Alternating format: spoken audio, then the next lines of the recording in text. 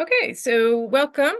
Good evening, everyone, to the program What's in Your Water? Important Information for Private Well Users with Amy Hudnor from New Hampshire Department of Environmental Services. I'm Tara Schroeder from Green Mountain Conservation Group. I'm the Education Coordinator. Green Mountain, if you're not familiar with our organization, is a seven-town watershed organization based in Effingham. And we focus on protecting water and other natural resources within the Ospey watershed region of New Hampshire. I want to start out by thanking Amy for sharing information tonight about the most common well water contaminants and their potential health effects, as well as some mitigation options that she'd like to share with folks. And also thank you to our program co-hosts at Chocorua Lake Conservancy and Cook Memorial Library for helping to put this program on and get the word out. Amy Hudnor is the private well coordinator for the New Hampshire Department of Environmental Services. And in this role, she works to empower New Hampshire's approximately 500,000 private well users to achieve safe drinking water. Key to this task is teaching about natural and human-caused contaminants in well water. She encourages regular water testing and assists private well owners in evaluating options to achieve safe drinking water. Amy has worked with the New Hampshire Department of Environmental Services for 10 years and holds a Master of Science degree from the University of Maine. So welcome, everyone. If you're just joining us, I just want to briefly mention if you have any questions during the presentations, please enter them into the chat feature and we'll get to them following the presentations. And please be sure to put yourself on mute and turn off your video until we get to that Q&A portion of the program. And with that, I will toss it over to Amy to share her wonderful information, important information with us all tonight. Thank you so much. So I'm Amy Hudnor, and the overview of what I'm going to talk about tonight is just kind of an overview of private wells in New Hampshire in general. And I'm going to talk about some of the common contaminants and their potential health impacts. I'm going to go over DES's testing recommendations for private well owners. And I'm also going to talk about our Be Well Informed web tool, which will give recommendations on water treatment if it's needed based on your water test outcome. So in New Hampshire, overall, we have about 45% of residents relying on private wells. In your area, it's going to be much higher than 45%, but 45% is the kind of the average overall across New Hampshire. And the reason why we're trying to do, we're doing a lot more outreach for private well owners is because we know that, regardless of where your water source comes from, whether it's groundwater or lake or river water, spring water, water contaminants are really quite common. And, as I'm going to talk more about, a lot of them are naturally occurring. So I don't know if contaminant is the right word to use. They're naturally in the rock and soil, and they can be potentially harmful.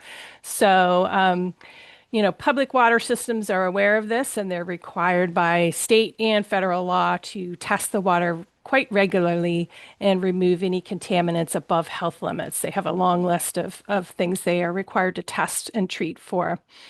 But private well users are on their own. You have to kind of do your own water testing and treatment if contaminants are found. And not everyone is kind of aware of that, particularly when it comes to the naturally occurring contaminants. So we're just trying to get the word out and some tools in place for you to be able to, be empowered to provide yourself safe drinking water. So I like to kind of organize this into three categories of these different contaminants. So we tend to think about human-caused pollutants.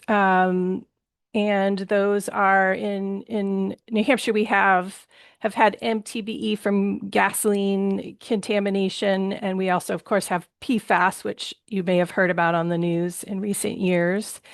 We have things that can be in your plumbing, that particularly if you have corrosive water like acidic water, it can pull, if you have copper plumbing, pull the copper. And if you have any lead in your plumbing, it can kind of pull that out of the water and put it into your drinking water. And we also have naturally occurring things that can cause harm, the most common being arsenic, radon, uranium. Those are kind of the big ones in New Hampshire geology. And we tend to, I've kind of been, doing literature review and studying the kind of the social science around how we all kind of perceive risk and the relevancy to well or to water quality is we tend to things are more dangerous if they are a pollutant, human caused versus something natural. If it's outside of our control, like a human-caused pollutant, we tend to be more fearful. If it's called a chemical, it raises alarm in us. It's just sort of natural into the way we think and perceive things. So, we tend to be, I've been like the woman there in the mountains, like I once drank water out of a stream and I got really sick, unfortunately. So there are things naturally occurring that can be very harmful, and we need to pay attention to all of the above. So we're breaking that down for you, and I'm going to give you a list of what our testing recommendations are, the most common things to test for. Okay, so I'm going to go over some of the most common contaminants. And the next few slides that I'm going to show, they were created by we have a toxicologist at New Hampshire Department of Environmental Services. Her name is Kim Aviato. And if you have any follow-up questions that are really specific about these health-related slides, I'm going to provide contact info for Kim at the end. And if I can't answer them tonight, just because I'm not a health expert, I'll refer you to Kim and I'll get back to you. She'll get back to you. But I'll just kind of go over some basics of some of the most common contaminants. So these slides I'm going to show in the next 5 or 6 slides, when you see the symbol of the family, what we're trying to convey here is these risks apply to the general population. So the up arrow, and I'm sorry, I actually can't fully, oh, okay. I had to get rid of a toolbar here at the top. So when you see the up arrow, it means that this contaminant increases the risk for these conditions in the general population. When you see the symbol of the elderly person, then that is an increase only for an older population. And then an infant, sometimes you see a pregnant person, that would be an increase for those people. So in this case, E. coli, which is a group of coliform bacteria if found in fecal matter, that can be an immediate health hazard, and it's especially risky for elderly and immunocompromised and young infants. So that can be found in well water. And I'm going to talk more about what to do if you do find that, or if you do find coliform bacteria in a later slide. So lead is something that can be found in the older plumbing, and it can be risky for the general population as well as especially infants and young children. It can cause in young children developmental difficulties, IQ difficulty learning, behavioral issues as they come to be little children. Um, and so that's something that we want to definitely, you know, eliminate from our drinking water as much as possible. Arsenic is naturally occurring. It's in the bedrock in New Hampshire, and at greater than 5 parts per billion, we start looking at risks to the general population as well as pregnant women and infants. And much like lead, actually, it can cause these kind of brain development issues in young infants. So, and I always tell people, if you're listening to this presentation and you're learning about private well testing and you're not in this group, but you know someone who's, planning on a family, expecting children, definitely convey this information to them as well, because it's hard to get the word out, and sometimes it's hard to reach young families with this information. So it's important for everyone, but especially important for pregnant moms and infants to test the water. Salt, this can be sodium and chloride. It can be from road salting getting into your well. It is also naturally occurring. And it can also be added, it is added to your water if you use a water softener and you're adding salt to your water. So we really look at people that are on a salt restricted diet, especially, if if you should be decreasing your sodium in your diet, then, you don't want your drinking water to be adding unnecessary sodium.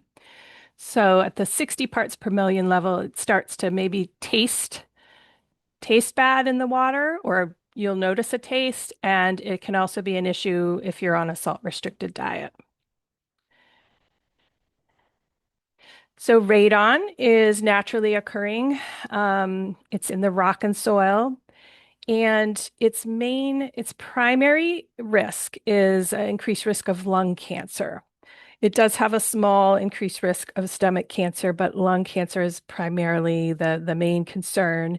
And it becomes what happens when you have radon in your well water is that when you're running in the water in the home, it's being released into the air. The radon is changing from like being dissolved into the water to being a gas that's released into the home. And I'm going to spend a little bit more time on radon here because it's a little bit complicated. Because you may know that it can also be in the air of the home because it's below the home in the soil and it's seeping into the home from like cracks in the foundation from the rock below. So when folks get a water test done for radon, or really everyone in New Hampshire should test the air for radon.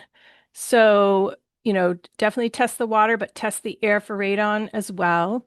And when you get the results of both the water test and the air test, I made this kind of quick guide to help make decisions. So test your air, test your water for radon, and you divide your water result by 10,000. So for example, if you had 15, let's see, if you had 15,000 picocuries per liter of radon in the water, that would be about 1.5 that it's adding to the air. So you kind of look at both the overall, what's getting into the air from under the foundation or, in the cracks in the foundation, and then what's getting into the air from the water.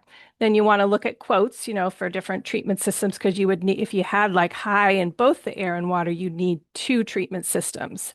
So sometimes, if your budget is limited, you might want to consider like an air treatment system first before you invest in a water and just kind of, you know, drive the level down as much as possible, but look at both air and water and see, how much reduction you can get from each system.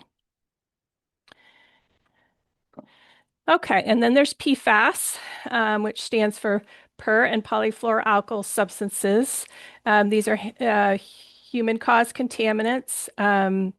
And New Hampshire passed restrictions for public water systems, which is the levels that are showing that between 11 and 18. We passed those in about 2020, I believe, 2019, 2020. And now at the federal level, they're regulated also for public water systems. We could see for the general population, it's got some risks for certain cancers and various things. For pregnant moms and infants, also some increased risk, lower infant birth weight. And and I'm going to talk more about PFAS testing in a moment because it can be expensive. So I want to let you know of, the state's testing that we do for PFAS. So I got some data. We have some data collected from you may probably already may know that the state has a water analysis lab in the same building as DES and Hazen Drive in Concord. So for folks from Carroll County that have used this water lab that the state runs, here's some data that we've got. So For Carroll County, radon over 2000 is about 37%. So it's a pretty common thing. Sodium at this very restrictive level of 20 milligrams per liter, we have about 29%. Arsenic, 25%. Lead in the stagnant water sample is greater than 5 is 14%. And can't totally see. Oh, it looks like I have everyone's image blocking part of my slide. So, but it looks like, yeah, 5% for uranium. Okay. And then as far as PFAS, DES has done some sampling in the area that, the Green Mountain Conservation Group covers. Um, so our major sampling effort has generally been in southern New Hampshire.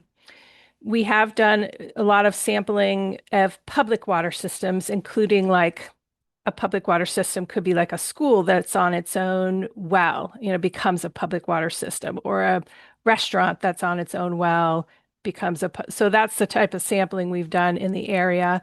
Um, that's not to say it's, so we have focused on areas where we suspect PFAS to be, this St. Gobain area in Merrimack and areas around, where there's been firefighting, fire put out with foam or firefighter training, landfills, old landfills, things of that nature. Um, so when people ask about PFAS testing, sorry, I'm going to talk a little bit more about how you can request DES to test your well for PFAS, but overall, here's our recommendations for all private well owners. So we recommend you test your water for a recommended list, and I'll go over that list in a moment. Then when you get your water test results, we recommend you take them to our Be Well Informed web tool and enter in the results of the test. You'll get a report that tells you which contaminants are above health limits. And it'll also give you treatment recommendations if if anything in your water would, warrant treatment or need treatment. Then we also recommend that you test your water if you install a treatment system, test it after the treatment, just to make sure that the treatment is working properly. And we also recommend that everyone retest, like do a new water test every 3 to 5 years, and actually once per year for coliform bacteria. So the list here over on the left that's the whole list of what we're recommending private well owners test for. So you see some of the things I've already mentioned: arsenic, bacteria, including total coliform and E. coli, chloride, copper. The most of these things are naturally occurring and plumbing based. Then at the bottom end of the list is the PFAS compounds. There's 4 that we recommend all private well owners test for: PFHXS, PFNA, PFOA, and PFOS. We also recommend you test, I already mentioned this, but every 3 to 5 years, and then after you install a treatment system. When you're buying a home, when you're selling your home. A lot of times, obviously, a seller will ask for a water test. Also, if the taste of your water or the color or the smell changes, that would be a time to test the water. Test for coliform bacteria every year. And then also if there's a big flooding event and your wellhead has been flooded over, that would be a good time to test for bacteria. Okay, so here is how you request DES to test your water for PFAS. And there's my last slide in this presentation has some links in it. So I'll share that, or I think Tara has it in a PDF to share if you want those direct links. But we have a PFAS page, NHDES PFAS response should bring you right there. And then there's this drop down menu that says, how can we help you today? And then you would click on PFAS well testing request form and fill out the form. But I will say that DES has to prioritize based on where we kind of know and suspect, PFAS to be. So if you're not selected or you're not selected quickly for PFAS testing, you could always go to a lab and pay to have it done. But that being said, if you're not selected, chances are you're not, you have a pretty low likelihood of having a significant amount of PFAS in the water. All right, so we have this web tool and we developed it about 10 years ago, and it's called Be Well Informed, and it's designed to, these lab reports can be really wonky, like kind of like a medical report when you get from your a blood test or something like that. It's got a lot of acronyms and different numbers, and it's just hard to interpret. So we designed this to help folks when they get their water test. And with the entry page, I'm sorry, I don't have a screenshot of the entry page, but when you first click on this, like at the bottom here, it says enter your well test results in green. So you'll click on that and it'll have like a open boxes that'll say arsenic blank, and you just enter your arsenic results. And then it goes through that whole list of the list that I just showed you, the recommended list. And you hit enter, and the first thing you'll get is this summary that has a red X if it's above a health limit, and then a green check if it's fine. It'll give you a yellow exclamation point if it's sort of like getting close to the health limit, but still below it. So it's got this symbology that's easy to understand. Then you will also get treatment recommendations. So this is a bit of an extreme example, although I have seen people with these three different treatment systems. But in this case, I just made up some numbers and typed them in and came up with this treatment. So this is showing what you would need if you had all three: arsenic, stagnant lead or lead in the stagnant sample, and manganese. Unfortunately, if this were the case, you would need three treatment systems. So it would tell you what order. So in this case, the first one you would install is a whole house oxidizing filter system or water softener. The second one, step two, would be an acid neutralizer system. And then step three, you see a little symbol of a faucet that's saying a point of use instead of a whole house. And I'm going to talk a little bit more about these treatment technologies in a moment. I got to talk faster because I'm trying to cover a lot of ground here. Okay, so you also get more information on health effects of the different things that are if you had them above health limits. So this is the web tool, but like DES, Be Well Informed will get you there. You don't have to type in the whole pathway there. Okay, so I'm going to say a little bit about treatment, and then I'll turn the talk over to Tara. So when you go to decide on treatment, many of you won't need any treatment. That's always a nice thing when you have just perfectly good water. But if you do need treatment, you can bring your Be Well Informed to the treatment vendor if you're working with someone. Um, so you'll find these two major categories of treatment. Um, Point of use, I tend to just call it kitchen tap, just because it's simpler, more straightforward. But you'll see it called POU, point of use, or just kitchen tap treatment. And there are certain things that we recommend point of use for. And the reason we recommend point of use is they could be treated at the whole house level, but you really don't need to. And it's more, it's less expensive to do just a kitchen tap treatment system. So arsenic, uranium, PFAS, and sodium, you really just need to treat your drinking water because it's not harming you from any of the other uses of the water, showering, or, you can think of the many uses of water in the home. You just don't, you can remove them whole house, but point of use is sufficient for these four.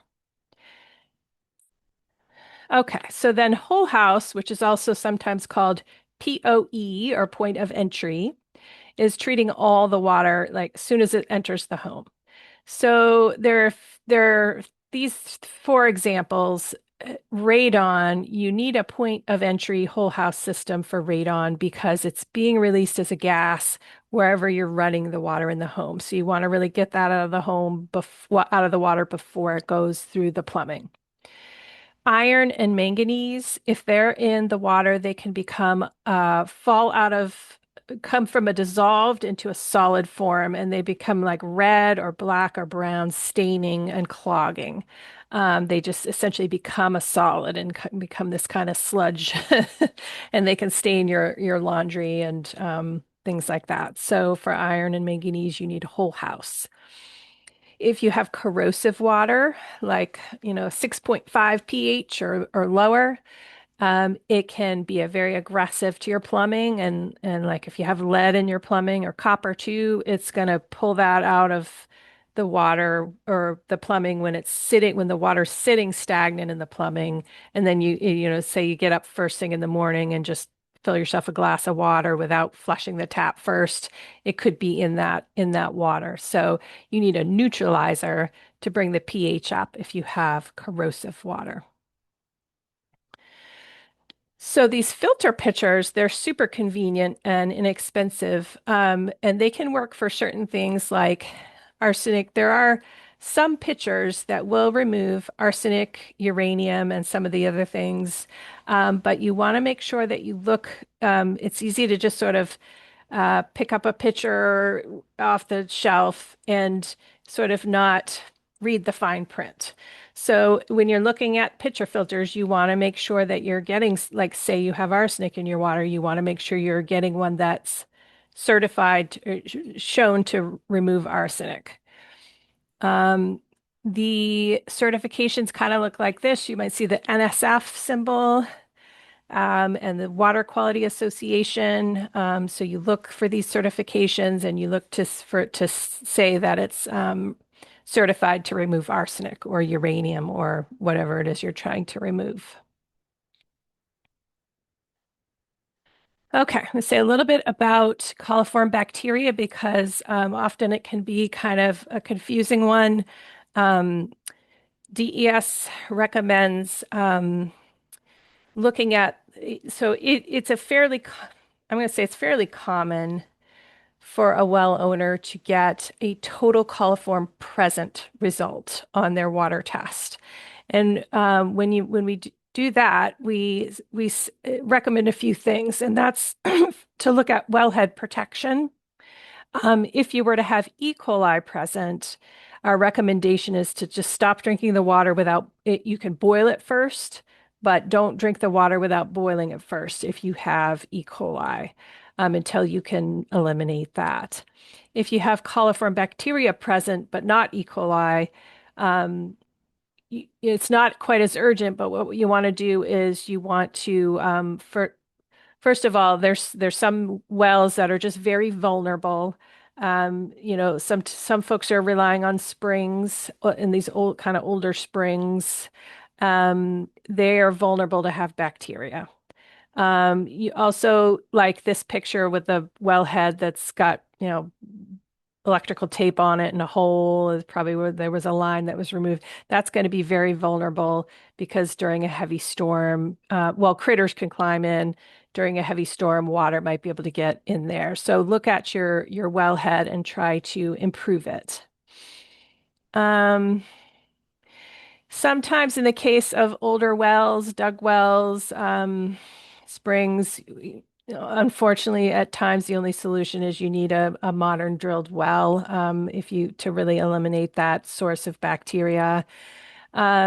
Sometimes you could do a wellhead inspection. You can certainly hire a well water contractor to do this. Look at things like, you don't want water to be pooling around the wellhead. You want to make sure the bolts are tight and there's no pathway of entry. So sometimes for critters, so sometimes you can improve your wellhead to keep out bacteria. You can do a disinfection of the well water and then retest. So if you've addressed the issues with the wellhead and you've disinfected your well water and retested, sometimes you're good to go and the bacteria is not going to come back. So I said a lot about that. So a bit about bottled water, just to put it in context of, the differences between private wells versus public water systems versus bottled water. It's certainly a good temporary solution. You can get safe drinking water from bottled water because water companies are regulated.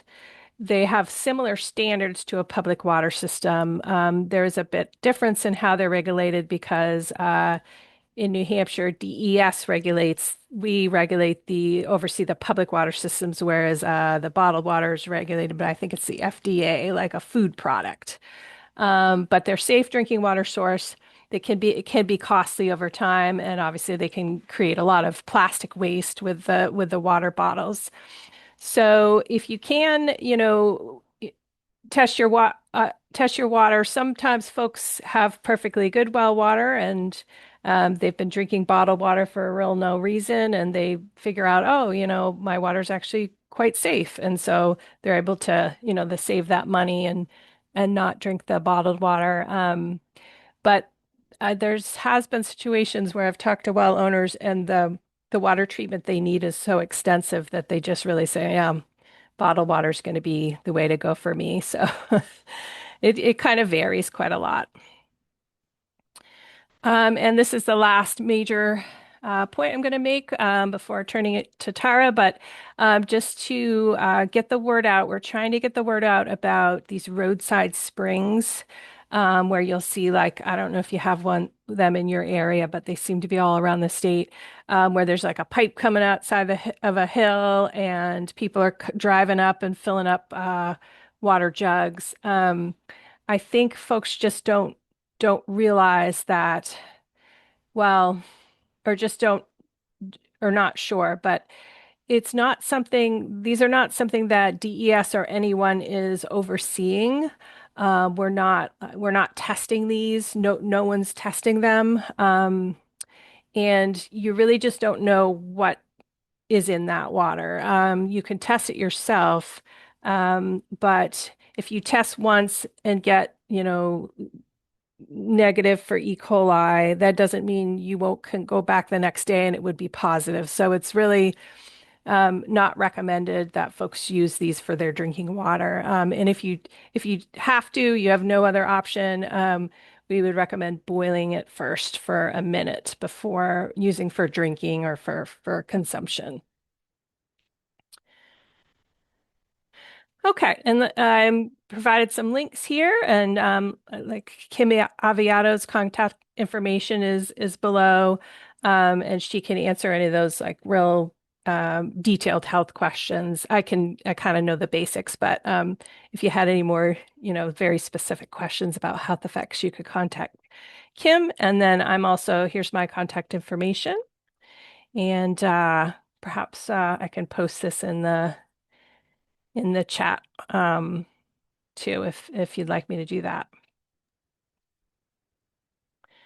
And Tara, I'll turn it over to you.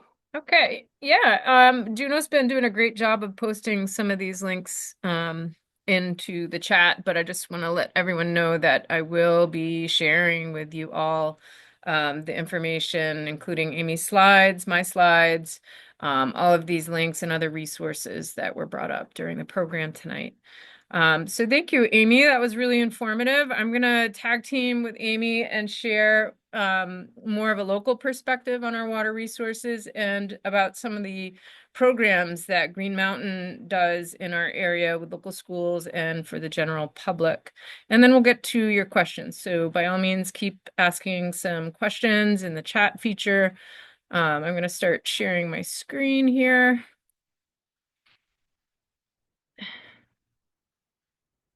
Okay.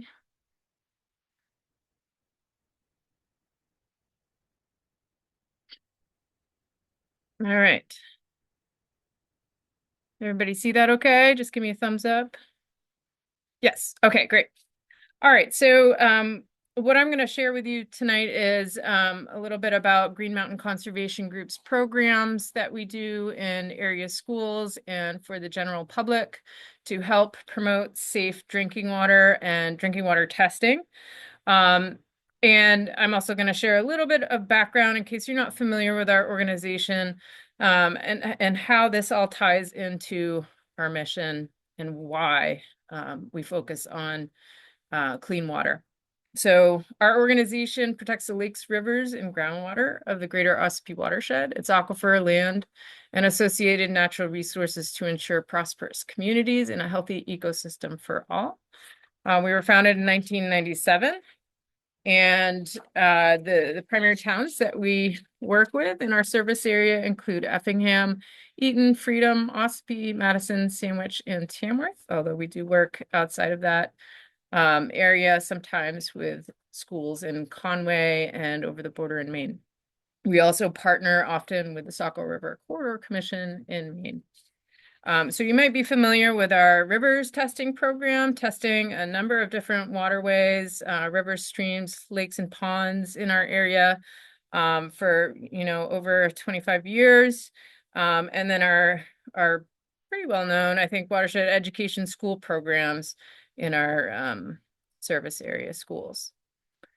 So just a quick overview of where we get our water. We are part of this Saco River watershed. And you can see on the screen that this watershed is pretty big. It spans New Hampshire and Maine and includes 50 municipalities, 32 in New Hampshire and 18 in Maine. And the folks in this area draw their drinking water either from the ground or from surface waters, such as, in Biddeford and Saco, Maine, over 300,000 people get their drinking water directly from the Saco River. But the majority, as Amy mentioned, of folks get their drinking water from private wells. And the figure here changes, I think, with tourism and fluctuations with that over the course of the year. But the figure that I had was around 60% of the people on private wells and 80% in our particular area of the watershed. So the Ossipee watershed and those towns that I mentioned in the beginning, and about 90% relying on private wells in Maine. And as Amy mentioned, public water systems are monitored and regulated. Private wells are not. So thus the push for educating folks about the importance of making sure their drinking water is safe. And on a personal note, I understand fully the importance of this as I had a personal experience with lead in my drinking water, and my daughter, for the first 2.5 years of her life, being anemic from that situation. So I didn't actually know we had elevated levels of lead until we did a groundwater study with Dr. Robert Newton back in, let's see, 2015, 2016. And he called me up and said, stop drinking your water immediately. And so I really want to impart the importance to folks about testing your water and making sure that it's safe to drink. So getting the word out is really a personal mission of mine. All right, so within our watershed, we have this wonderful drinking water resource that a lot of people draw their drinking water from, called the Ossipee Aquifer. It's the largest stratified drift aquifer in the state of New Hampshire.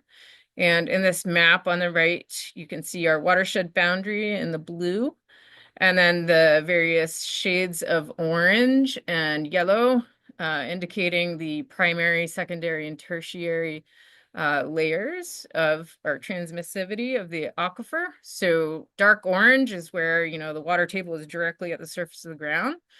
And lighter colors, water takes a little bit longer to get to the water table. So this aquifer is highly productive. It's made up of layers of sand and gravel that were deposited by the glaciers. It recharges very quickly with rainwater. And because it is so porous, the soils are so porous, the sand and gravel, it's also very easily contaminated. So really important drinking water source for many people in our region, and one that we want to definitely protect for future generations. So this brings us to the Get Wet program that I wanted to share about because it's coming right up in our schools. This is the time of year that we usually have info sessions and trainings for volunteers and teachers And then we get out into the schools and do this hands-on citizen science program to help students test their drinking water from home for a number of different contaminants and pollutants. The program I learned about in 2009, and it actually began in 2004 at the University of Maine with a woman named Teresa Thornton, who was working on it for her, let's see, her dissertation, I believe. And I adopted this program in 2008, sorry, going back, 2008 for schools, for fourth graders through 10th graders, and then decided that it was a great program and people really liked it and it was suitable for adults as well. It brings you right back to our chemistry classes from high school. And so I started to bring it to local libraries like Cook Library starting in 2019. The program is really well received in schools. It's correlated with next generation science standards, so teachers are able to weave it into their curriculum. And at last I knew, it was in 7 states, 40 watersheds, more than 80 towns, hundreds of schools, and thousands of teachers, students, and community volunteers involved.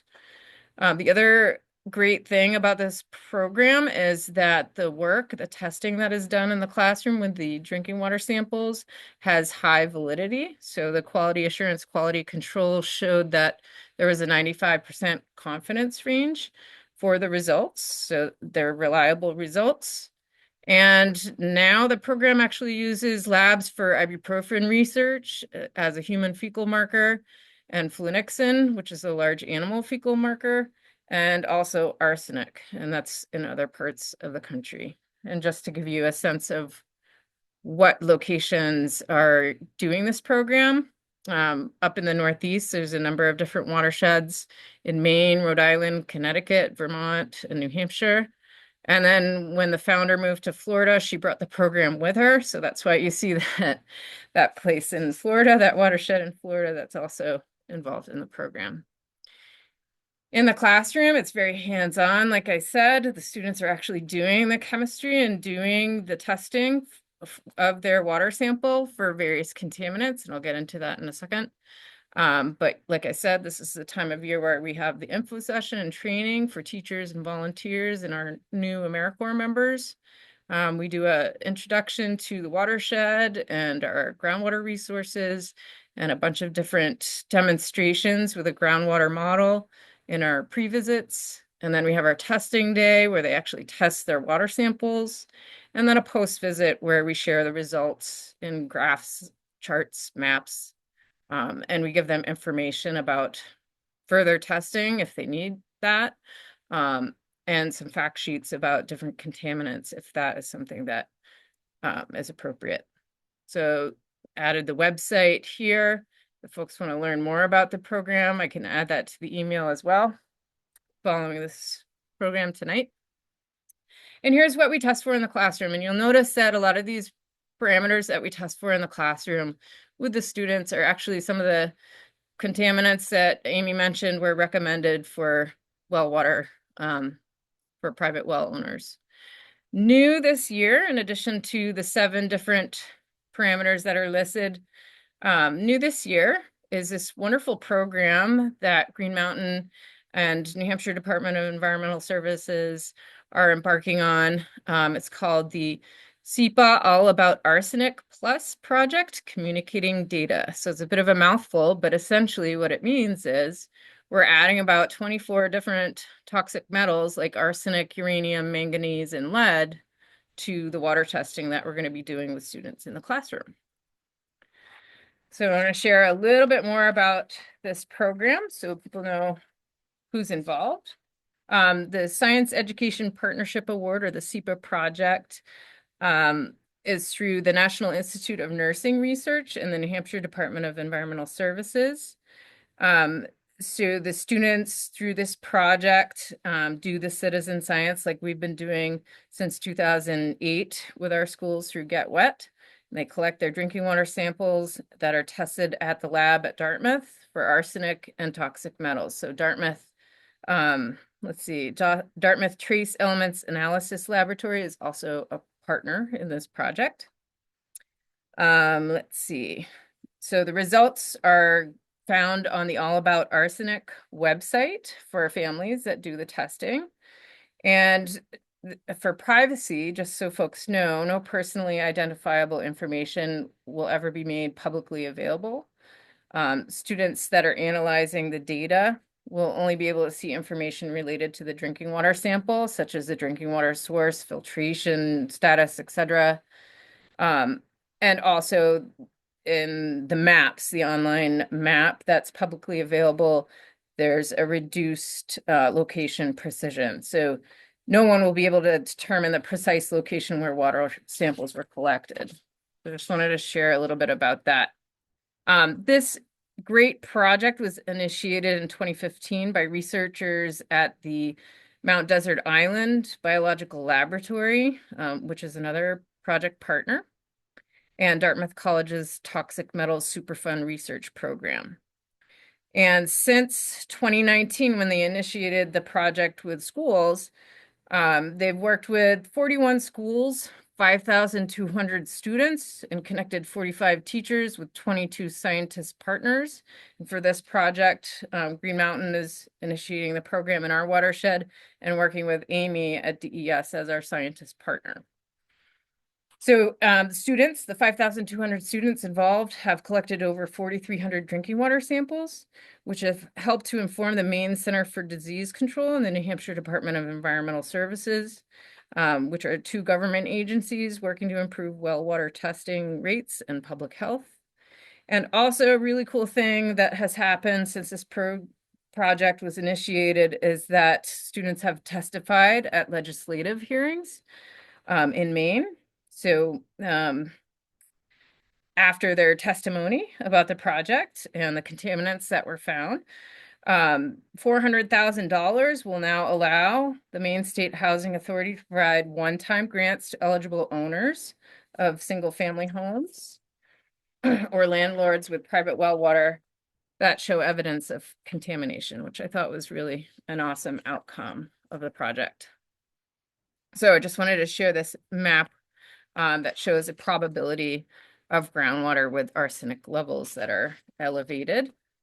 So you can see our part of Carroll County here has a number of darker, maroon colors, which means, there's higher probability of elevated levels of arsenic in those areas. So definitely something that's been on our radar for a while to test for and to encourage folks to test for. So it's great to be able to offer this to our local families. And there's going to be about 115 families that will have the opportunity to do this testing this year.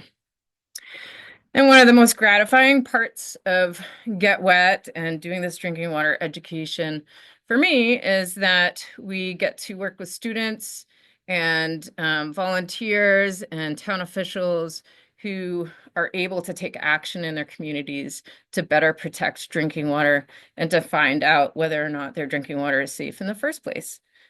So just the pictures on the left, one of our classes in Sandwich, actually through the Get Wet program, discovered that their well water was high in sodium chloride, and that's why nobody was drinking it. It tasted awful. And so students and teachers weren't getting enough to drink during the school day. And so they petitioned their grounds person and the school board to get a filtration system, which is the picture on the lower left-hand corner, to fix their water. So now they're actually able to drink their water. Other great things coming out of these programs is that we've been able to encourage a lot of private well water testing and actually have the DES well kits available at Green Mountain to hand out to folks. And occasionally we will have our clean water champion, Mark Longley, who's here tonight, help us deliver those samples at no cost to people to save them the money for overnighting or delivering them in person themselves. So that's been great. And then, other great things that have evolved, I think, and been bolstered by these education programs have been things like protecting our aquifer with aquifer protection ordinances to protect from some of the more dangerous contaminants and activities that could impact our drinking water. And finally, I just want to share about the radon library program. Amy mentioned testing for radon is one of the more important things to test for in your homes. We have worked with 8 libraries in our watershed area to bring radon library kits with radon meters that people can check out of their library for free, just like a book, and test in their homes for radon in the air. So um, that's on our website. If you want to know which libraries are participating, you can always ask, and I can share that with you. And then finally, here are some resources, and just want to double down and thank our wonderful partners, Cook Memorial Library and Chocorua Conservancy, and Amy at DES for tonight's program. And just to share with you some of our upcoming programs, and this will also be in our email follow-up with folks. But there are a number of different programs coming up with the Get Wet school programs. If you're interested in helping with that, you can come to the training and learn how to volunteer. There's a microplastics and zero waste program coming up next month with Jill Emerson and Cindy Heath from the New Hampshire Network, and a bunch of other wonderful programs coming up with some of these partners, community partners like CLC and Cook Memorial Library. I think that's it for me. All right. And let's get to some of your questions to finish up the evening, and I'll go through them and read them out loud, and hopefully we cover everything. All right, so is high iron a problem? Asks William Hoffman. So from your perspective, Amy, I can share what we share with students in the Get Wet program, but from your perspective, is high iron a problem? And I know you mentioned it becoming a solid and clogging pipes and discoloring fixtures and sinks and tubs and things like that. Yes, yeah, we think of it more as I think they tend to call it an aesthetic problem, which I don't love that word because I think of aesthetics meaning how something looks, but but yeah, like it's not necessarily a health issue, but it certainly is common and it can clog up, plumbing and filtration systems. And so the recommendation that we give is if you have high iron and it's an issue, there's a whole house oxidation and filtration is kind of the simplest system. It in a nutshell, it kind of uses air to oxidize to make the iron become a solid, and then it filters it out. And then before it goes through the plumbing, you can also use a water softener, but if your water is not hard and it just has iron, we recommend oxidation filtration because water softeners add sodium to your water. So there's this downside to water softeners that is not existing if you use a oxidation filtration. Okay.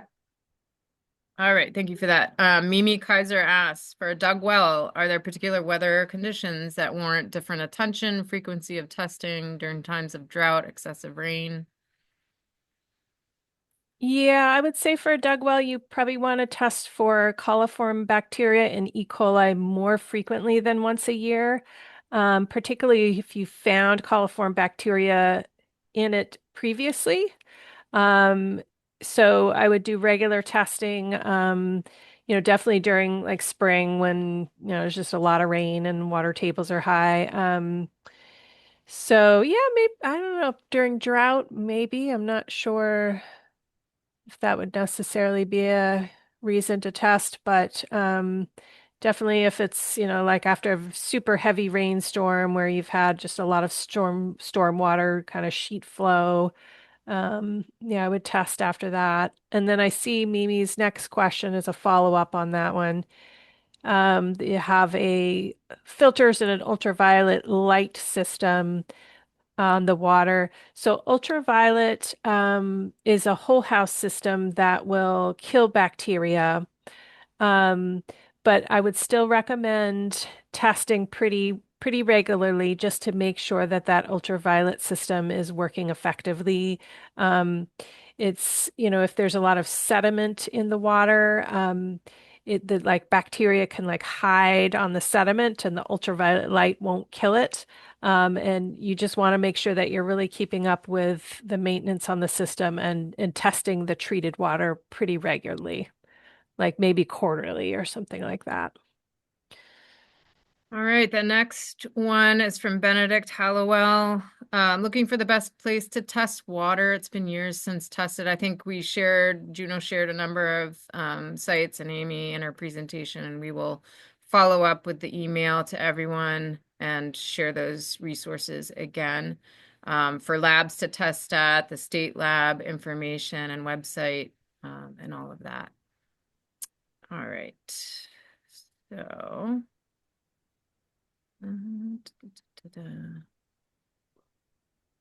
Okay. Just scrolling through, sorry. Um, okay. Amy, can you say again who might be eligible for the state to test for PFAS, etc.? This is from Juno. So, what I would recommend is that you go to the link that I shared. I think it's also in probably here in the chat and in that last slide that I gave to request DES to test your well for PFAS. Now, you could fill in your information. They will get back to you shortly saying whether you're sort of like high on their priority list or not so much. So if you get this sort of like not so much message, I can't recall exactly what the message says, but just, kind of like they're going to tell you if you like, you're really high on the list of, you're potentially close to a PFAS contamination site. So if you get this sort of like you're not super high on our priority list, you could just wait and see if they, get to you eventually. I mean, the reason they're saying that is because you're not near a suspected, contamination site. So you could just wait and, if they get back to you, follow through. You could go to a lab independently and test your own water for PFAS. Or you could just say, hey, I'm probably not, kind of at a low risk for PFAS and I guess not worry about it. Several ways you could kind of approach it. So Let's see. So the next one is also from Juno. How bad is it to drink coliform forever? Drilled wells can be cost prohibitive. um so for that question, I will probably ask that you follow up with Kim Aviato. She's our toxicologist. She can answer those health related questions better than I can. I mean, our official word is don't drink coliform, with coliform present. I do know that the reality out there is that a lot of folks, you know, do have bacteria in their well water, and it can be really difficult to get rid of it permanently. Um, but yeah, I would say follow up with Kim, or I can nudge her, too, if you send me or email or remind me. Um, I do want to mention too that we have a resource on our YouTube channel from Russ Lanoy, who constructs and designs wells. He has a new dug well system that helps to eliminate coliform contaminants and other common contaminants for dug wells.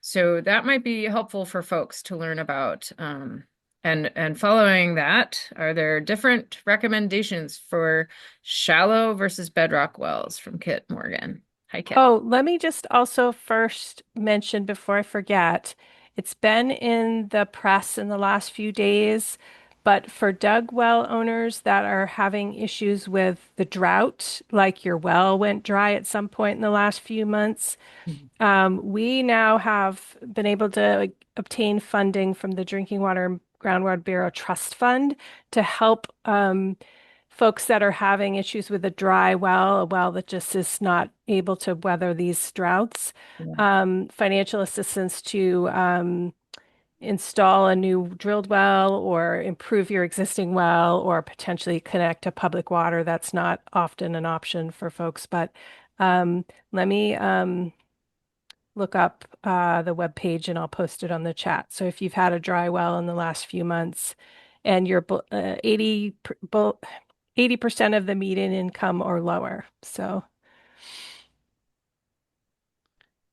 um, Sorry, go ahead, Amy. oh, and I also need to answer this question. So I'm not sure I understand the question. Are there different recommendations? Oh, different testing recommendations Yeah. for shallow versus bedrock wells. Mhm. So I would say for s- some people say that a shallow well, you don't have to test for radon. I don't know. I think to be on the safe side, you might want to test for radon anyway in a shallow well and maybe just test once, as opposed to every 3 years or so, just to be sure.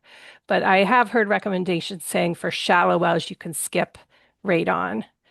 Um, for coliform bacteria and E. coli, I would test more frequently in a shallow versus a bedrock well. For a bedrock well, coliform bacteria, you could go once a year. I would say shallow, maybe, twice a year, a little bit more frequently. Um, okay. And then I heard Mark Longley has a question. Mhm.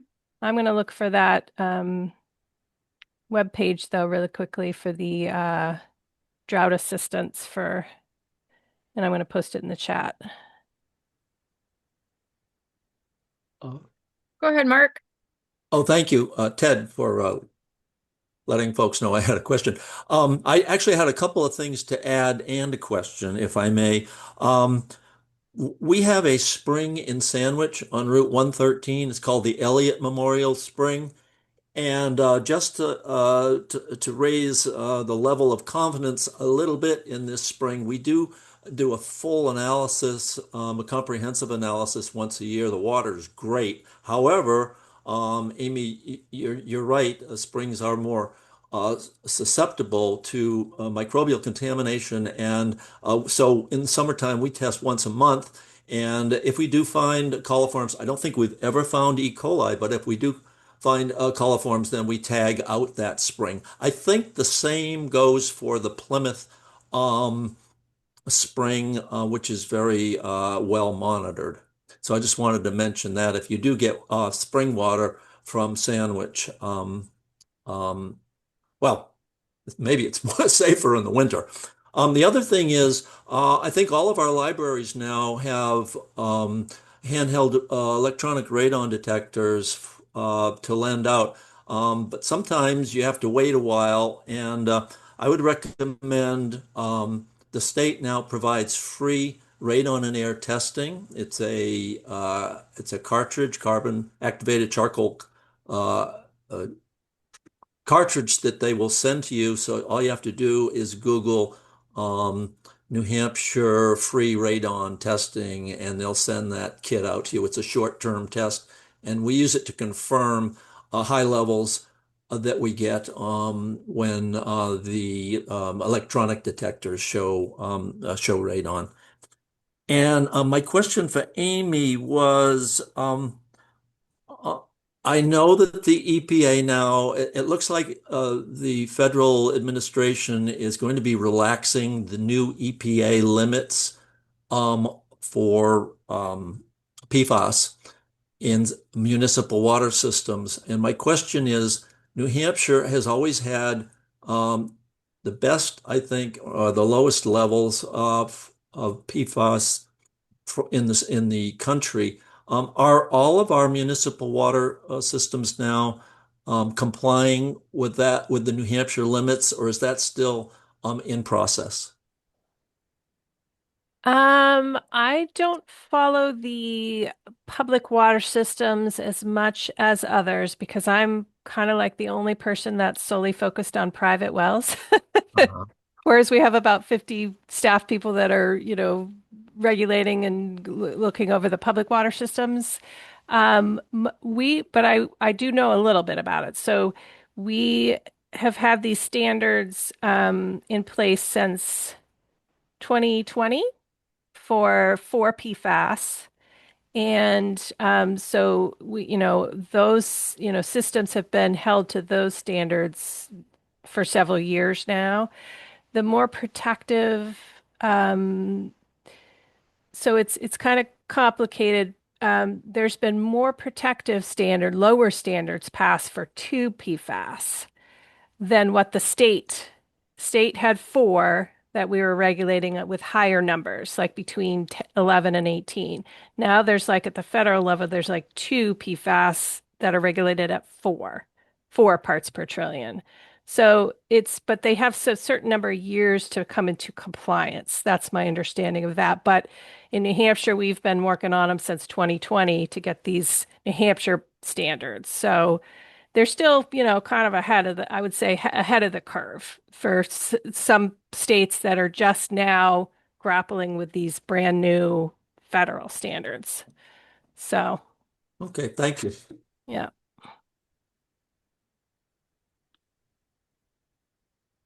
All right. I'm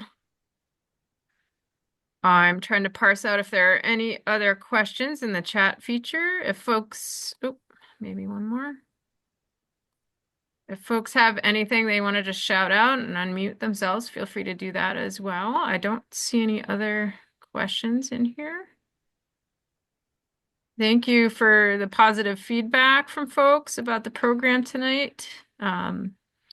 Lots of helping hands to make this successful, and definitely appreciate the good questions and Amy's excellent information. Hopefully folks walk away with some good resources to check into and ways to test their water. Yep, and we'll be sharing this presentation through our various organizational channels. So feel free to share with others who may have missed tonight's program. And like I said, we'll be doing a follow-up with a lot of these links and resources that were mentioned. Thank you, Mark, for sharing too about the state's radon kit. I have used that. It's pretty easy to do. And the PFAS testing. So we'll have all of that and more in the follow-up email for folks, as well as a recording of tonight's program. All right. Any other questions or? Yeah, go ahead, Mark. I'm sorry, just a quick one. Amy, is DES looking into um, microplastics, safe levels of microplastics and how to avoid them? And I know some filter pitchers remove them, some don't. I know that canned water is better than bottled plastic, one-way plastic bottles. I thought you might want to say something about microplastics or nanoplastics. Yeah, I don't know much about microplastics. What I have heard as far as public water systems is that it's I think that it's considered, they call it an emerging contaminant where they have kind of studied it but not regulated it for public water systems. And I just don't know much about it. I mean, I will say, straight face tests, like obviously if you're using these single-use plastic bottled water bottles, I mean, you're going to have a lot more, I would assume, a lot more microplastics in those than, your private well water. I mean, especially if you have a deeper drilled well. But yeah, I haven't seen a lot. I haven't reviewed the research or learned much about it. So, Okay, thank you. So I'll just share, we have a program coming up with our staff scientist, Jill Emerson, about our microplastics research at Green Mountain. We've done a number of different tests of surface waters, of well water and groundwater. We've also Jill's looked at snow, samples of snow, samples from plastic water bottles, mussels from the lake, sediment, all kinds of different sources. And she can share about her protocols and what we're finding. And I can share from my own experience. We've done this microplastics testing through our kids program, the Volunteer Biological Assessment Program on rivers every fall since 2021. And without fail, we've found microplastics in our local rivers and streams. So it's very much out there in the environment, and not just, in far-flung places and islands and in the ocean. It's right here in our freshwater systems. So it is something that we're looking at. And if you want to learn more about it, as well as, national and global perspectives on the plastic issue and zero waste, that program is coming up on February 11th at 7 p.m. on Zoom.